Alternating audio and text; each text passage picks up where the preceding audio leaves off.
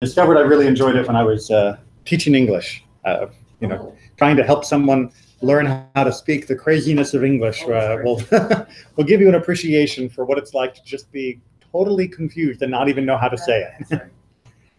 Because English will do that to people. English is very difficult. Yeah. People think Chinese is difficult. English is very difficult too. When I took Chinese in college, I didn't find the grammar or the reading or any of that difficult. It was the pronunciation. The tone form. I'm not exactly tone deaf, but no, that one's very, wow, it just totally different way of doing it, and I'm afraid I didn't have the strength to carry on. I'm glad that you said that, because this is exactly my problem. Yes. Yeah. And my brother was the reverse. He did very well with the oral and speaking, terrible with reading and writing. Oh. And that's something? You should have worked together. Yes. All right, so we are just finishing up chapter 3, which, if you might remember, we were talking about the lulavim and using them during the holiday. So we need to finish up just a couple points before we go back to some of the other holiday celebrations. So we are on Sukkah, chapter 3, Mishnah 14. And Harriet, before you head back to the north. Next to the last page. Yes, next to the last page in this packet. Again, a reminder, while Harriet's just flipping, all of these translations and explanations come from United Synagogue. Many, many years ago, they put out a daily email where you could subscribe to get a piece of Mishnah every day in your inbox. Oh, that's so cool. And they have, all of them are archived on the Conservative Yeshiva in Jerusalem's website.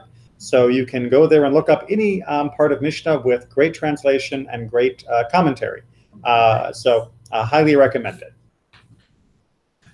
Rabbi Yosef says, if the first day of the festival fell on Shabbat and he forgot and carried out his lulav into the public domain, he is not liable, since he brought it out while under the influence of a religious act. All right, so here's the issue here, right? We're not allowed to carry a lulav on Shabbat.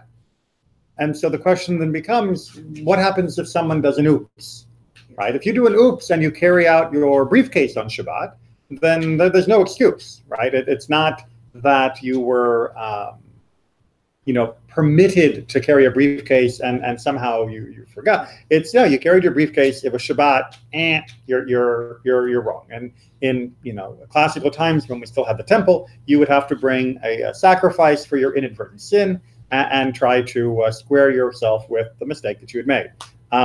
What Rabbi Yosef is saying is that if you carried a lulav on Shabbat, it's different than carrying your briefcase, because you're not carrying the lulav because you forgot it's Shabbat. You're carrying the lulav because it is dear to you that you are doing this. But you'll notice it's this repetition of the first day. According to most of the opinions of the sages, there was only a raita obligation. There's only a Torah level obligation to do the lulav on the first day of the festival. So we talked about having it on all 7 days outside of Israel is done as a reminder of the destruction and the diaspora, but the Torah level obligation is only the first day. So that's why first day and Shabbat gets special dispensation, because we are at competing levels of religious obligation and religious devotion. We're going to see what happens when religious devotion goes over the top. Actually, I'm not sure if we'll get to it tonight, but we'll definitely get to it soon when we talk about people going a little nuts over their lulavim. So you ain't seen nothing yet. Okay, so that's the basic principle that he lays out. Chapter 3, Mishnah 15, last one of the chapter. The first point is that a woman may receive a lulav from her son or from her husband and put it back in water on Shabbat. All right, so here the question is, excuse me, in general, of course, if you have a lovely pot full of flowers and it's Shabbat and they're looking a little wilted, you're not allowed to water them. Right? That is a malacha, that is an act of labor, and you're trying to grow them, to produce more produce. Speaking of crazy English words, produce, same spelling, different pronunciation, totally different meaning. So you are liable if you were to do that on Shabbat. But the question is here, if I'm taking an already cut plant and I'm not trying to grow it, I'm simply trying to preserve it for the mitzvah of lulav in order that it will last throughout a week worth of celebration. Am I allowed?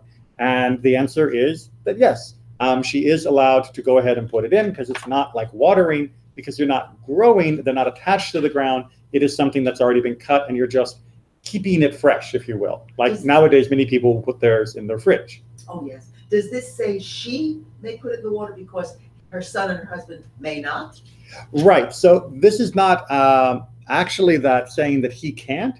It's saying she can, even though she's not obligated.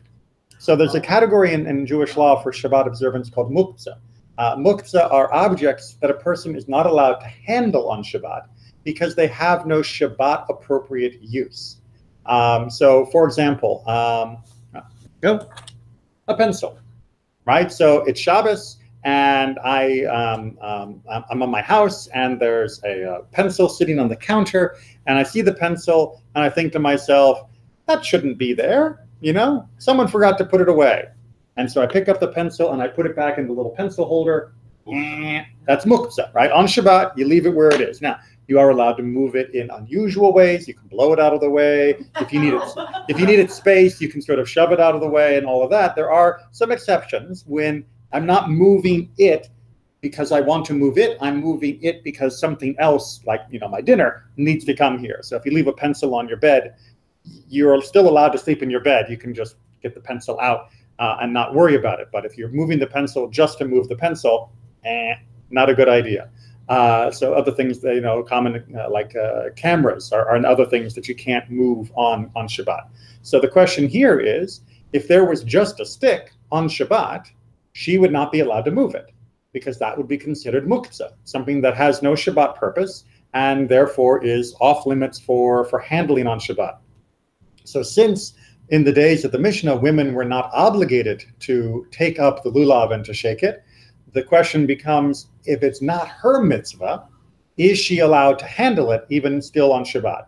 And the answer the Mishnah is giving us is saying that yes, she can. Now, all the more so her husband or son are allowed to handle it, because they do have the mitzvah in the days of the Mishnah for doing this. So it's actually giving her more permission rather than saying they have less permission. And see, that was a good question. Oh, thank you. Would that be the same thing for tefillin? If her husband had his bag of tefillin and he said, "Oh, honey, would you please take this into the bedroom for me because I've got to go out the door?" Actually, is she allowed to handle? Neither of them would be allowed to handle the tefillin on Shabbat. Not on Shabbat, right? No, I mean during the week. Oh yeah, tefillin is he's commanded to, but she's not. Yes, yeah, because during the week there's no prohibition of muktzah. Right. During the week there's no problem of what you're handling. It's just on Shabbat that it becomes an issue. Okay.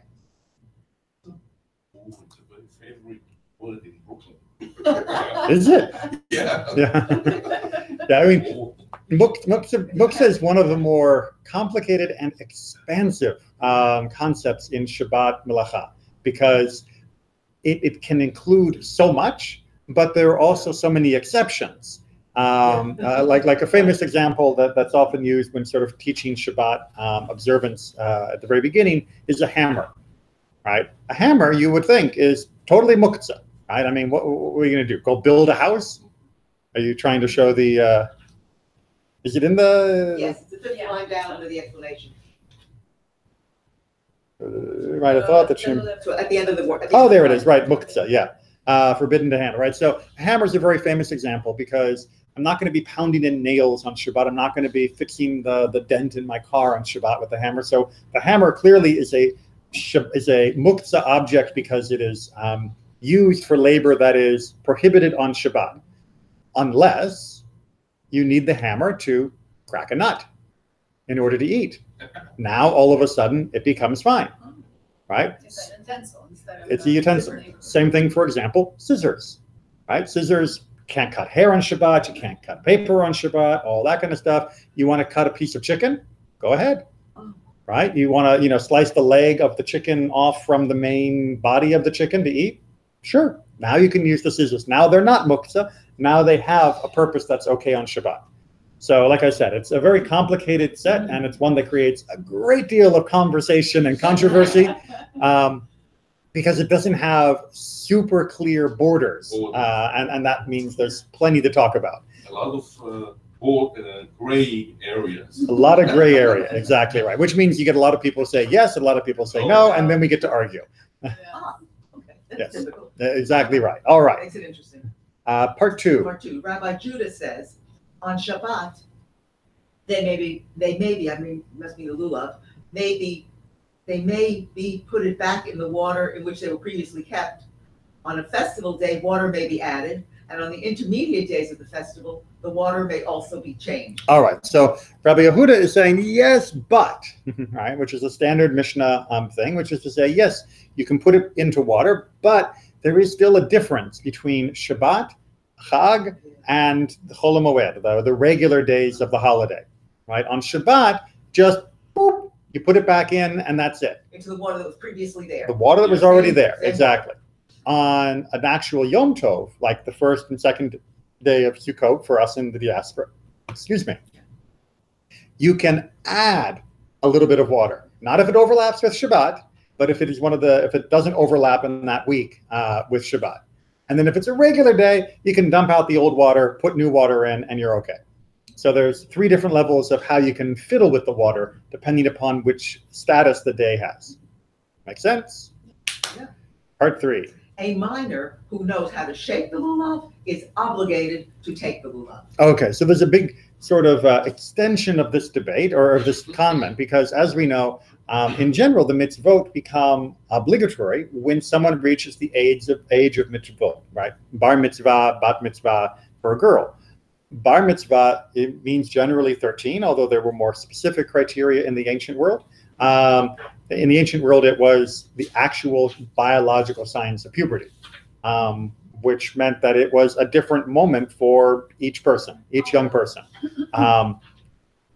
Checking for hairs, quite literally, it was very soon not considered to be an appropriate thing to be doing. And so instead, we set the bar at what is the normal age for both of the genders for them to hit puberty, and that became when we're going to expect everyone. The Talmud argues that this particular passage isn't talking about when you have the mitzvah to begin to shake the lulav, because we wouldn't want to say you have a mitzvah before you're actually a bar mitzvah. But instead, this is trying to say when you have an obligation to begin doing it so that you'll know how to do it when you have the obligation of mitzvah. A similar practice is done, for example, of the wearing of tzitzit, of the four-cornered undergarments, talit katan, or the arba kanfos, as some people will say it. The four corners, yeah. Many people you'll see with little children, 6, 7, 8 years old, wearing tzitzit. Now, clearly they're not old enough that counts as a mitzvah, but they are old enough to know that they should treat it with respect and, not cut it or ruin it or anything like that. And this gets them used to the idea of wearing tzitzit that they will need to do as an adult for when they're older. So, in Orthodox, it started 3 years old. As soon as they do the haircut, it's supposed to be depending upon the age and maturity of the child. But just like with the actual bar mitzvah, sometimes it's too embarrassing to say your kid's too reckless, your kid is too immature. And so there does tend to be a certain uniformity, even if the children themselves are not uniform. Exactly. All right, so that finishes off the mitzvot of lulavim and the details of that mitzvah. And now we move to chapter 4. We're zipping along. Okay, so now we're going to go back into some details of all of the rituals of Sukkot, many of which no longer apply, but as we're going to see, still have very important implications. The rituals of the lulav and the avava are for 6 or 7 days. Go ahead and read the whole set because it's like a mnemonic group. The Hallel and the rejoicing are for 8 days. The Sukkah and the water libation are for 7 days. The flute is for 5 or 6 days. Okay, so what are we talking about here? It helps to have a little calendar, right? Hope that I get this right. 1, 2, 3, 4, 5, 6, 7, 8. All right, so 1, 2, 3, 4, 5, 6, 7, 8. All right, so don't worry about living outside of Israel. Imagine we're in Israel, and so we have the sort of standard holiday setup. What is each day on this calendar, right, for the holiday of Sukkot? Right, so we've got Sukkot itself, right? What is often called, Sukkot, which is the Yom Tov itself, the Chag, the actual first day of the festival, which we've talked about is rather special. In fact, it's so special, it's going to get a red border. Yeah, now it's special. Now it's special. Okay. How long does Sukkot last? 7 days. 7, 8, Outside in Israel, it lasts 7. exactly, and actually outside of Israel as well, it lasts 7. It's a very unusual point. Boom, right? And we call this Chol HaMoed, right? Chol HaMoed. Those are the intermediate days of Sukkot. I guess actually, if I want to make that lined up properly, boom, like that. So new. What's number 8? Shmini Atzeret. Exactly. And that doesn't count as Sukkot. Well, and that's the question, right? It is technically by the Torah a different holiday, but it is also called the day after the end of the holiday. So there seems to be a connection, but not a connection. It's almost like they're half brothers, half holidays. They're linked but not linked, and each has their own identity, but they also have a shared count. And so we end up with 8 total days, and Shmini Atzeret is the last of these 8 days. And what we're going to talk about is, for the different activities, how many of these days do you do those activities? Because there's one more question that's still floating around. If I've got 8 days, what other holiday has to happen?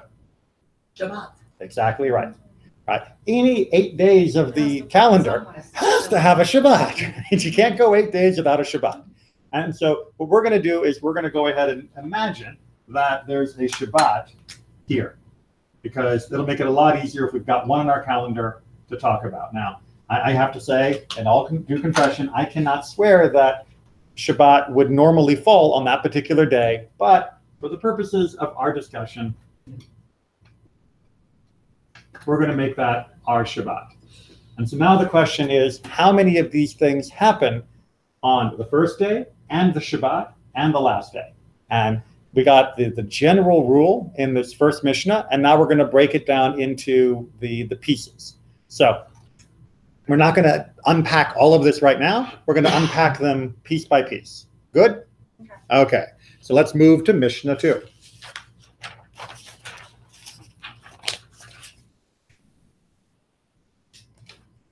The lulav for 7. How so?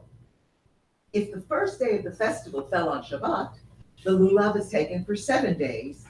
If it fell on any other day, it is taken for 6. Okay, so what is our answer?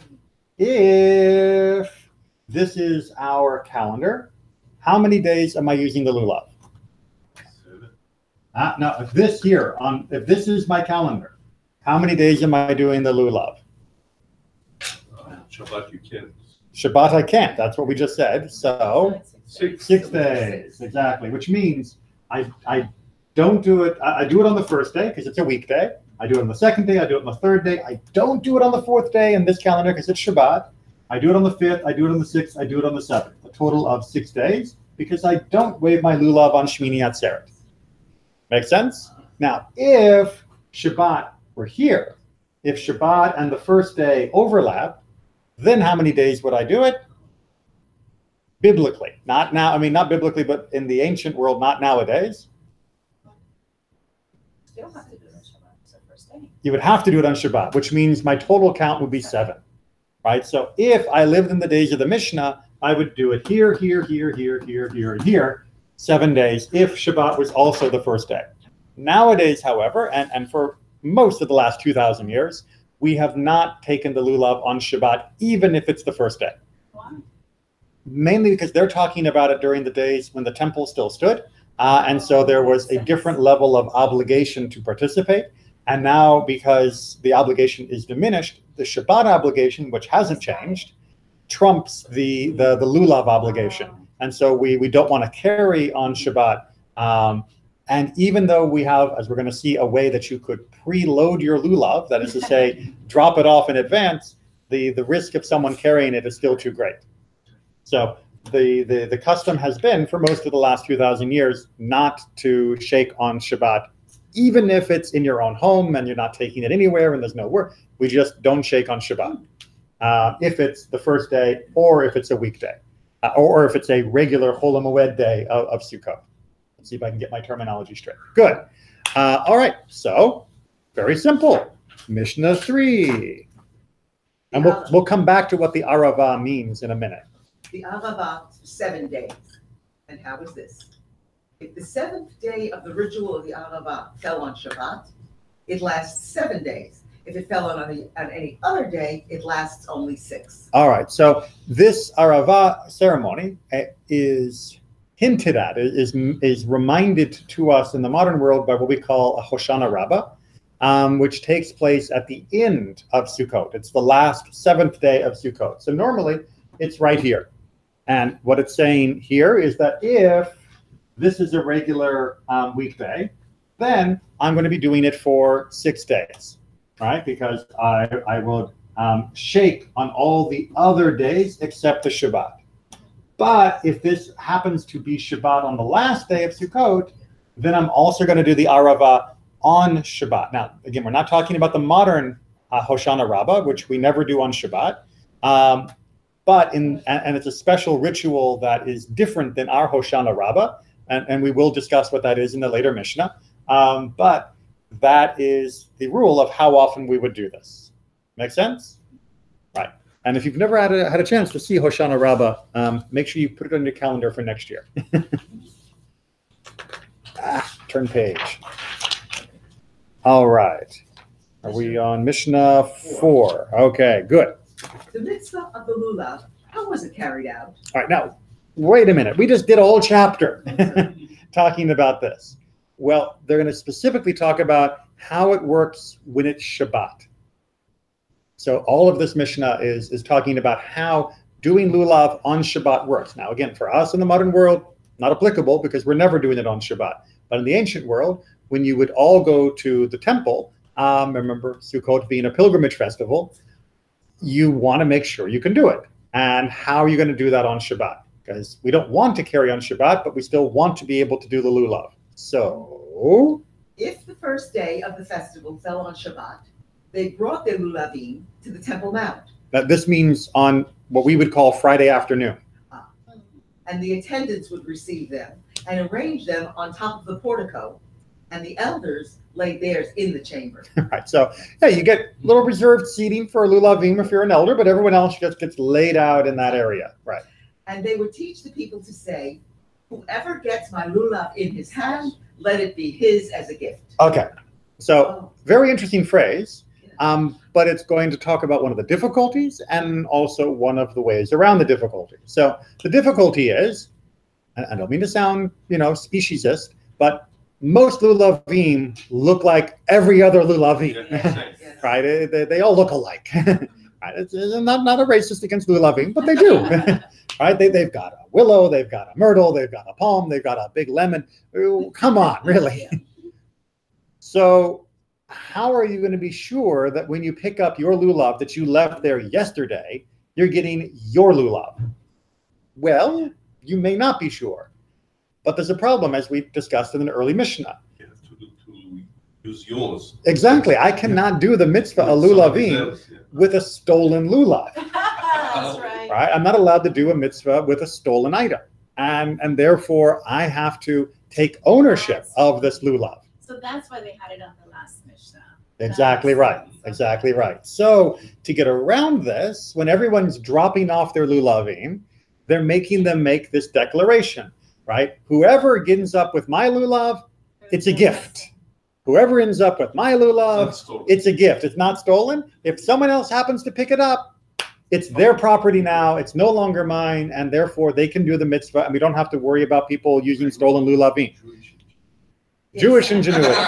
Yeah. Hold on to that ingenuity because you're not going to be so proud of us in a moment. right? Well, we are a complicated people. But this is the intention, is to try and calm things down so that everyone can be sure that everyone's doing the mitzvah, and we find a way around this problem of whose lulav is this anyway? Okay.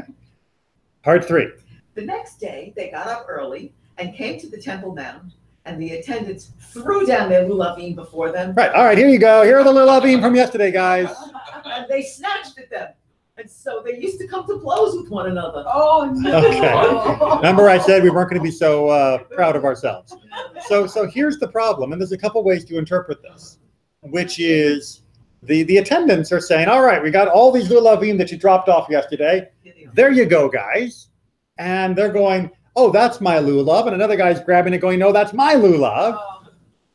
And even though they had told them, just say it's a gift, right? It's not that they're getting into, no, it's my lulav. Remember, it's not only human nature. Remember, people invested money. People bought these. They had to be their property.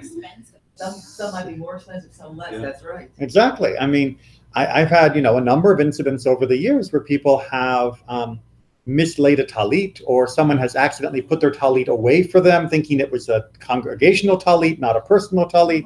And when it's yours, it matters a lot to you. And so here, not quite the same status as a personal talit, because you're only using it for a week, but still, you've made that investment. You've done the selection of the different species of it. You want to make sure that it is, going to be your lulav. And now it's all mixed together, and you're fighting with some guy in a scrum over it. Or, say the commentators, there's another interpretation, which is they're throwing out all the lulavim, and you see a lulav that looks a lot better than yours. And you know that everyone else had to give permission, that whoever picks it up owns it. So, hey, if I know that the owner of this lulav has already given me permission to take it, first come, first serve, you snooze, you lose. I'll take the pretty one. Or the one with the gold, right, Rabbi? Exactly, a little extra wrap on it. So I may help myself to an upgrade because I know that in order to avoid the problem of stolen lulavim, they may have made it easier for people to think it's okay to steal lulavim, right? So this is one of those catch-22. Either you tell people you must use your lulav, and then people accidentally pick up the wrong lulav, really thinking it's their own, and now they're doing it with the stolen lulav, and they don't do the mitzvah. In order to be a little bit more lenient on that, to prevent that problem, you now make it easier for people to actually willingly steal lulavim, because it becomes their property when they pick it up, because I know the guy said that yesterday when he dropped it off. You can't win.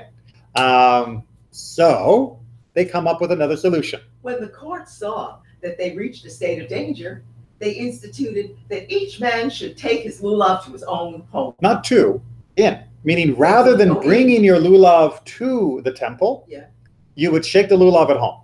Oh, you don't bring it? That's right, you can't carry on Shabbat. Well, no, you can't carry on Shabbat, exactly, right? So you don't bring the lulav from your house to the temple, but instead you pick it up and shake it at home, which again is something we don't do in the modern world. No. But they would say, okay, fine, just shake it home. Don't drop it off on Friday. We're not going to fight about this anymore. Just get your own lulav, keep it at home, and we're done. Wow. We're done, guys.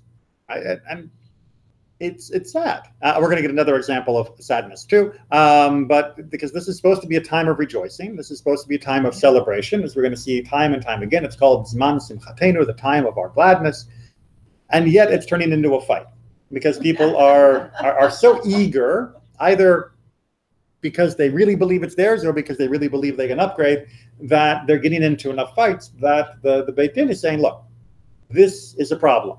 So we're not going to say that you shouldn't drop it off and be here and all of that, that's not the mitzvah. The mitzvah, of course, is always better to be with the community. But if being with the community means you're going to be punching each other, then shake it home.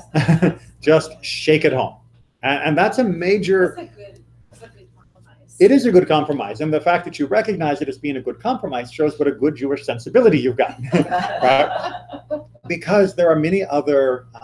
communities and faiths around the world that don't always see that kind of compromise as being the right solution, right? The right solution is to force people to do what's right, right? And to believe that somehow if you find the magic law, you're going to be able to overcome the violence inherent in people's exuberance. And there really is no way to perfectly do that in most situations, or at least in many situations. And so here, yes, the rabbis, I think, made a brilliant decision, which is we're not going to stop people from shaking the lulav. We're just going to remove the community element, because for this particular mitzvah, because of the weird overlap with Shabbat, it's causing more harm than good. And therefore, stay home, shake there, be in peace, and then we'll finish the rest of the service together. Makes sense. I know. It's very logical to us, but not everyone in the world sees that compromise and flexibility is the best solution to ending violence. If only. Okay. Now, Mishnah 5. Now, you may remember we talked about this Aravah, this willow ceremony, and this is how the actual Aravah ceremony was performed way back in the days of the temple. Like I said, nowadays we have an echo of it in our ceremony of Hoshana Rabbah, but this is what they used to do for the Aravah ceremony back in the day. Good? Okay, that's the short intro. There was a place below Jerusalem called Mozah. They went down there and gathered tall branches of aravot, and then they came and stood them up at the sides of the altar, and their tops were bent over the altar. They then sounded a tekiah, a long blast, a teruah, a staccato blast, and again a tekiah. All right, let me just make sure you've got the visual here. All right, we've got the altar, which was high, right? The altar wasn't like this. It was, meters off the ground. And you've got people all around the altar, and they're carrying these big branches that are also must be like 15 feet high to bend up and over, sort of like making a little bit, almost like a canopy, or at least a sort of arching over the altar form. And they were in a circle all the way around the altar. And while they're doing this, they are blowing on the shofar. Now, there were, like the Sadducees, many different Jewish sects that thought, where in the Torah do they talk about this? Right? But this is considered to be part of Torah Sheba'al Peh, the oral Torah. And so the rabbis said, no, this is part of the tradition that we have received, Sinai, from Sinai. And so we're going to do this. And in fact, we're going to make a bigger deal out of it just because you tell us we shouldn't. It's kind of our reaction, right? You tell us that we shouldn't, then we're not only going to do it, we're going to do it even more forcefully. Now, just as a little tie-in to modern Hoshana Rabbah, someone else coming? No. No. I saw somebody across the street, yeah. So in modern Hoshana Rabbah, this notion that it's connected to the altar, connected to tshuva, to repentance, and connected to high holidays, the Yamim Noraim, we still hear echoed. Because during the Hoshana Rabbah celebration nowadays, we use, if you have a good cantor, liturgy that is taken from the high holiday nusach, from the the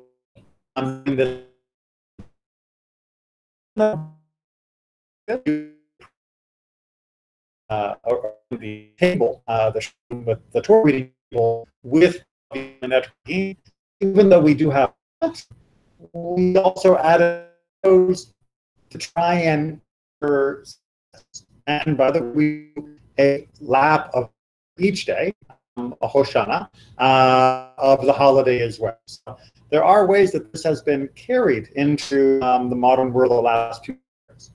But let's go ahead and see. And those willow branches are part of the lulav. Yes. Okay. Every day they went round the altar saying, "Oh Lord, save us, oh Lord, make us prosper," and that comes from song. So we still do in the Hoshanot.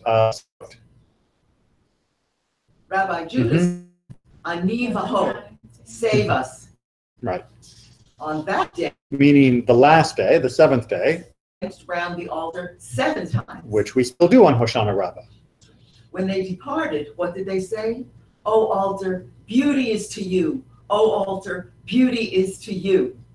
Rabbi Eliezer said they would say, "To the Lord and to you, O altar, to the Lord and to you, O altar." Right. So Rabbi Eliezer wanted to just make sure we tied in a little bit more of God, not just altering. So he just wanted to phrase that a little bit more, make sure that we got God there as well.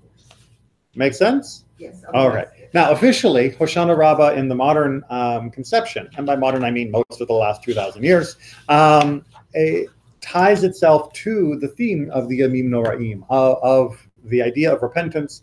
And this is supposed to be the final day of Tshuva, where at this point we are really, really finally sealed. All the last appeals are done. The book is closed.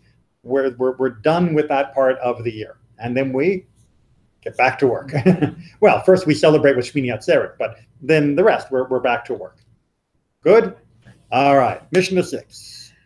As was its performance on a weekday, We're still talking about the Arava ritual. so was its performance on Shabbat, except that they would gather them on the eve of Shabbat and place them in golden basins so that they would not become wilted. All right, so the idea here is that we're going to still do this ritual with these giant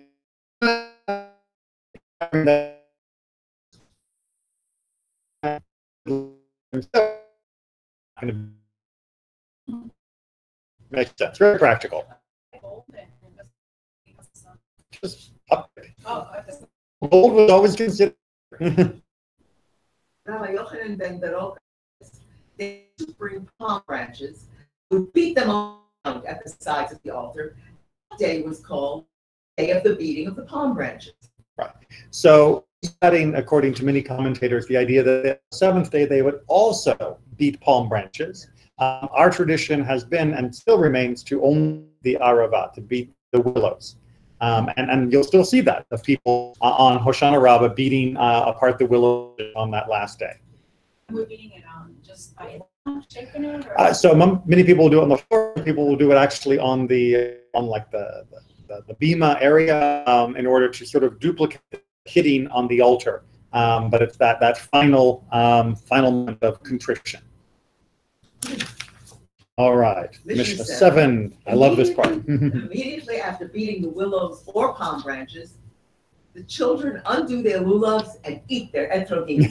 Oh, Which is nice, right? we make vodka nowadays. And food is going to taste so good. And so if you're living in the ancient world, it really until modern world, you would not be used to having sugar or anything. Yeah. A little bit of honey, and then you get a little bit of molasses or maple kind of thing. The life is no sugar, no white bowl, no little, no packets of Splenda. It's just whatever the food has, this you've got. And this processed sugar, very, very modern. So eating it is not like a punishment. It would have been tasty for them. It might have been a little sour to what we would like, but for them, it would have been nice. Now, I do have to give one story, apocryphal. I don't know whether or not, but it's a story, and just I always like to tell it whenever we're talking about this eating of the etrogim. The old story goes in JTS, Jewish Theological Seminary in New York. One of the professors was walking to the school on Chol HaMoed, on one of the days of Sukkot. And of course, he had already gone to his local shul, and he had davened shacharit, and he had taken up the lulav and done the shaking and all of that, as you would expect. Along the way, he passes one of our brethren who want to encourage more Jews to do the mitzvah of lulav. You may have seen there are certain groups that like to hang out, and they have tables with lulavim, and are you Jewish? Quick, come, do the mitzvah. And he's like, no, I can't. I've already done the mitzvah, right? And he's like, no, you got to come. You got to say the blessing. Like, I can't. He's like, you have to say the blessing. And the guy wouldn't leave him alone. And he's like, look, I can't do the blessing. It's a bracha levatala, right? Because I've already done it once. I can't say asher kiddishanu for the same blessing twice when I've already done it once. And the guy says, you have to make a blessing. You have to make a blessing. So he said, all right, fine. And he picks up the lulav and he says, Baruch atah borei peri ha'etz. He's like, it's the only blessing I've got left I can make on this. Which, of course, as you can see, ruins the lulav, right? As soon as you have bitten from the etrog, you can no longer use it for the mitzvah. but trying to teach the people who, in their enthusiasm, I know meant well, that when someone actually tells you, I've already davened and done it, take them at their word, or else they'll eat your Ed roll. So like I said, I'm not sure if that's 100% true, but it's a great story nonetheless. All right, Mishnah 8. Now we're getting to back to what we began our chapter with, which is the number of days that we do certain things. The Hallel and rejoicing are on all 8 days. All right, so that one's not too hard to figure the count out, right? Hallel and rejoicing, meaning being glad, right, is for all 8 days. First day, we do Hallel, second, third, even on Shabbat, of course, we're doing Hallel. 5th, 6th, 7th, we're still doing Hallel. And 8th, Shmini Atzeret, we're still doing Hallel. Remember, that's the collection of psalms that we love singing. So on all 8 days, we do that. How so? Sukkah. How so? We didn't do part A. Oh, I'm sorry. How is this so?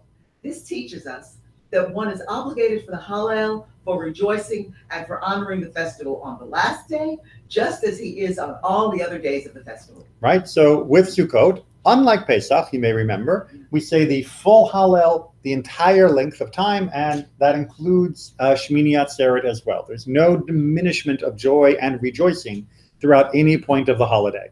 They are all considered to be full celebratory moments. Good? Good. The Sukkah is for 7 days. All right. Wait a minute. So what's our 7 days? Right? Oh, sorry, I lost. 1 through 7, and then you take down the Sukkah. So we're going to come back to what do we take down or not. But in terms of the mitzvah of being in the Sukkah, you're absolutely right. 1, 2, 3, 4, 5, 6, 7. We're in the Sukkah the entire time. First day and Shabbat and the Chol HaMoed, the intermediate days. The Sukkah is our home. So that doesn't change no matter whether it's Shabbat or not. That's the main thing we're trying to get across. How so? So once he finished eating his meal on the 7th day, he should not untie his Sukkah. Meaning deconstruct it, right? But he removes its contents from the time of Mincha and onward. That's the afternoon. In honor of the last day of the festival. Okay, so we are in the Sukkah the entire time, but near the end of the 7th day, we take a step back from the Sukkah. We don't take it down, right? Because the full 7th day is a day for a Sukkah, but we also want to make sure that we are shifting our attention towards not being in the Sukkah, because the 8th day of this cycle is a non-Sukkah day. Right? And you might think to yourself, yeah, but sometimes I'm in a Sukkah, sometimes in my house. Why couldn't I just also be in a Sukkah on the 8th day? Because by doing so, you'd be stepping on the special quality of Shmini Atzeret. You'd be making it literally into the 8th day of Sukkot, and it's got enough with an identity problem, right? This is like that the youngest child who doesn't really stand out, and it's like, look at me, and poor Shmini Atzeret needs a little extra boost. So for the 8th day, we want to make sure that even though technically, yes, you could at any time be in a Sukkah, if you want to make a hut in your backyard in the middle of August, go for it. For Shmini Atzeret, don't, because you'd be stepping on the honor of that day. Good? Yeah. Okay. Mishnah 9. How was the water libation performed? I'm sorry, the what? What?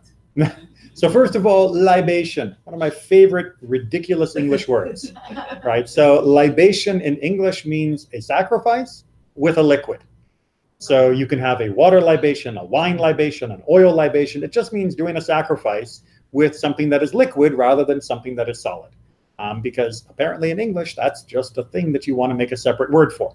But that's what we're talking about here. We're talking about a special ceremony where water is going to be offered as a sacrifice, which you may think to yourself, I've never heard of that before. And that's because we haven't done it for almost 2,000 years. What's that? Only with the temple. Only with the temple.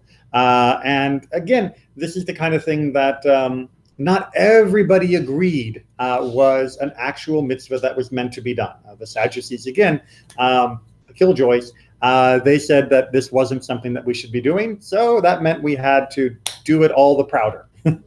A golden flask holding 3 loaves was filled from the Shiloah.